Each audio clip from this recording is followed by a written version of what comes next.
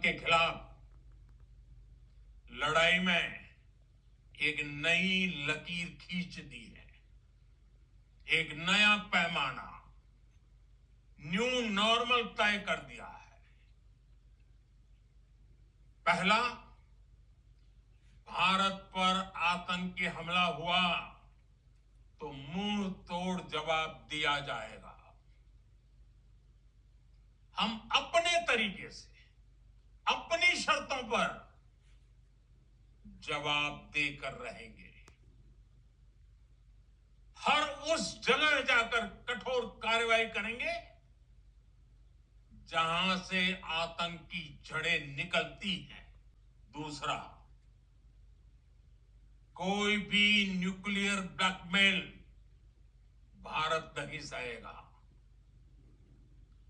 Nuclear blackmail की आड़ में पनप रहे आतंकी ठिकानों पर भारत सटीक और निर्णायक प्रहार करेगा। तीसरा, हम आतंक की सरपरस्त सरकार और आतंक के आकाओं को अलग अलग नहीं देखेंगे। ऑपरेशन सिंदूर के दौरान दुनिया ने पाकिस्तान का वो घिनौना सच फिर देखा है, जब मारे गए आतंकियों को विदाई देने पाकिस्तानी सेना के बड़े बड़े अफसर उमड़ पड़े। स्टेट स्पॉन्सर्ड टेररिज्म का ये बहुत बड़ा सबूत है। हम भारत और अपने नागरिकों को किसी भी खतरे से बचाने के लिए लगातार निर्णायक कदम उठाते रहेंगे। साथियों, युद्ध के मैदान पर हमने हर बार पाकिस्तान को धूल चटाई है और इस बार ऑपरेशन सिंदूर ने नया आयाम जोड़ा है। हमने रेगिस्तानों और पहाड़ों में अपनी क्षमता का शानदार प्रदर्शन किया और साथ ही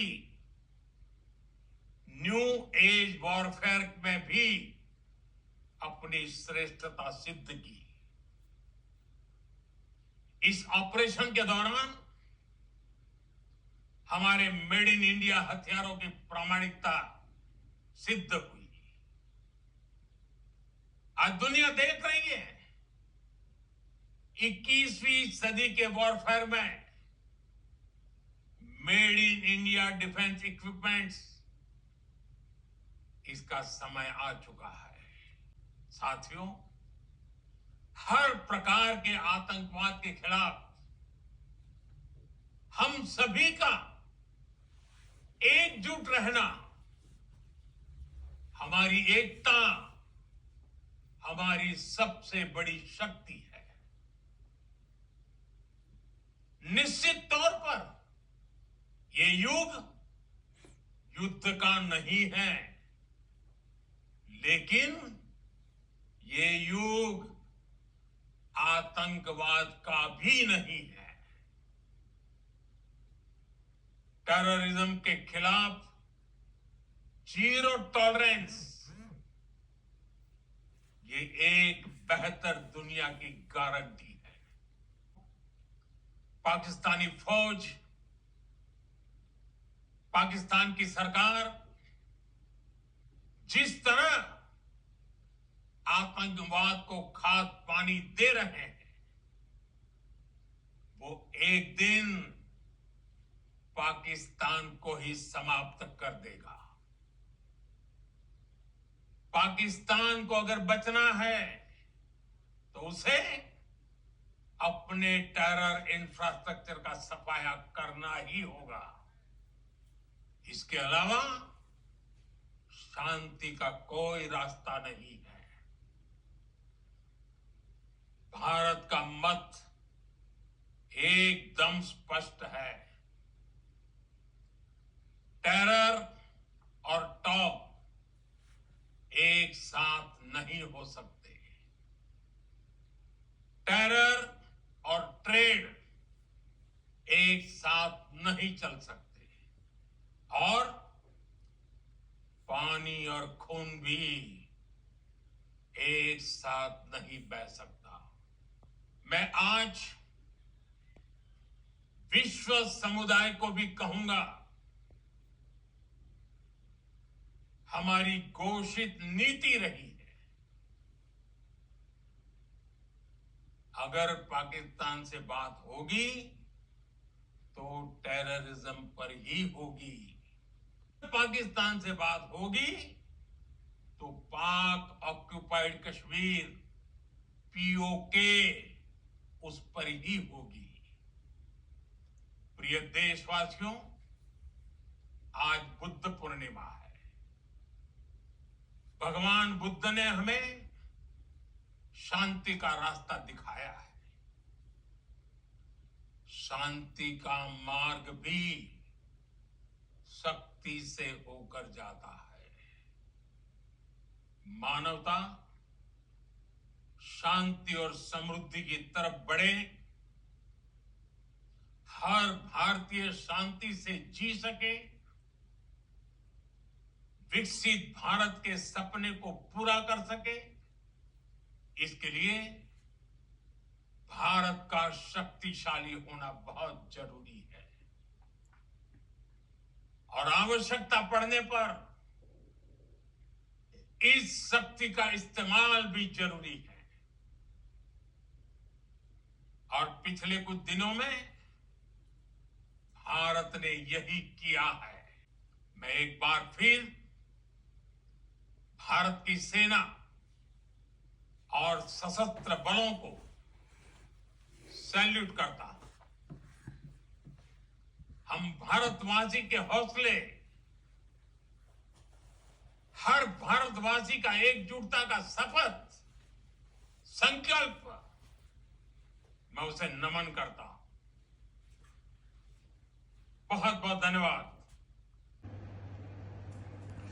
प्रधानमंत्री मोदी ने आज देश को संबोधित किया और बड़ा निराशा हुई सुन करके कि एक भी सवालों का जवाब नहीं दिया गया, न कोई दिशा दी गई।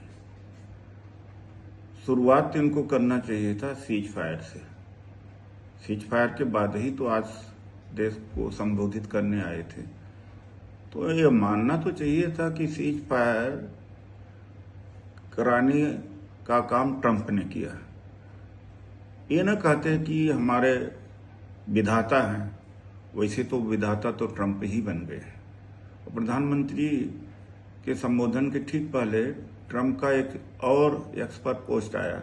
उन्होंने अर्थात ट्रंप ने कहा कि मैंने पाकिस्तान भारत को दोनों को धमकाया कि अगर शांति नहीं बरतोगे तो हम व्यापार बंद कर देंगे। कितना बड़ा शर्मिंदगी की बात है। और जो बात उन्होंने प्रधानमंत्री जी ने की वो जनरल बातें करी थी जो सबको पता है। यानी ऐसा लगा कि जैसे जनरल नॉलेज की बात बताने आए हो।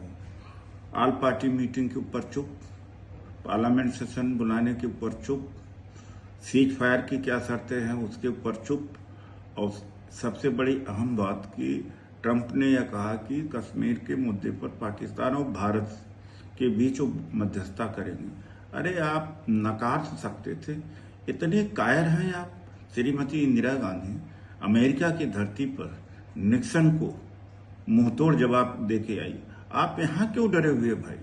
यहाँ कौन अमेरिका उठा ले जा रहा है आपको? और जिस तरह से पूरे दुनिया में घूमा इन्होंने, 77 देशों में अरबों रुपया बर्बाद कर दिया। एक देश एक ट्वीट भी नहीं किया हमारे पक्ष में। पाकिस्तान के पक्ष में चाइना खड़ा हो गया, सब टर्की खड़ा हुआ, अजरबैजान खड़ा हुआ, रूस तक नहीं किया। ये कौन सी फॉरेन पॉलिसी है भाई? क्यों जाते हो विदेश में? वाहवाही करने के लिए जाते हो? विदेश मंत्री किस बात का? और इनके भाषण में कोई भविष्य का रूपरेखा नहीं थी और कहा कि हमने आतंकवाद का सफाया कर दिया। अरे भाई, जो 4 लोग आतंकवादी पहलगाम में आए थे 300 किलोमीटर चल करके, और 300 किलोमीटर चल करके वापस भी गए होंगे, पकड़े तो गए नहीं, जमीन खा गई कि आसमान निकल गया, आप कैसे कह दे रहे हो?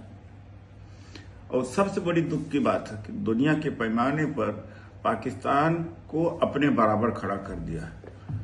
अमेरिका का हस्तक्षेप, अमेरिका का धमकाना, अमेरिका के द्वारा युद्ध विराम या कॉन्फ्लिक्ट विराम की घोषणा करने का मतलब क्या है कि हमारा विधाता हो गया। ऐसा कायर प्रधानमंत्री हम भारत को न मिला है, शायद मिलेगा भी नहीं।